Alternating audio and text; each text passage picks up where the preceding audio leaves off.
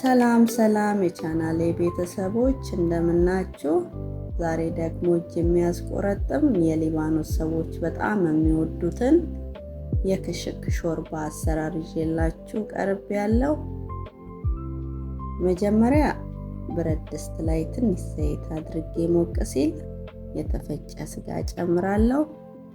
ስጋውን በዘይቱ ውሃውን እስከሚጨርስ ድረስ በደንብ አቁላለዋለሁ። በመቀጠል 1 ኩባያ ክሽክ ጨምሬ ከስጋው ጋር በደንብ አዋህደዋለሁ። ከዚያም 2 ኩባያ ውሃ ጨምሬ በቀስታ እያማሰል ሾርባው ለስላሳና ክሬሚ እስኪሆን ድረስ አበስለዋለሁ።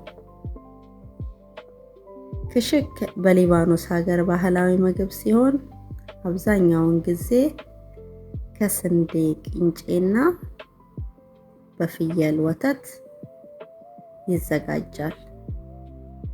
እኛ ኢትዮጵያኖች ደግሞ የፍየል ወተት ብዙውን ጊዜ ለምግብም ሆነ ለመጠጥ አልተለመደም። ስለዚህ ክሽክ ለብዙዎቻችሁ አዲስ ምግብ ሊሆን ይችላል። ነገር ግን አንዴ ከቀመሳችሁት በኋላ ትወዱታላችሁ ብዬ ተስፋ አደርጋለሁ። ይህን የሊባኖስ ባህላዊ ሾርባ ሞክሩት። ውጤቱ በእርግጥ ያስደስታችኋል።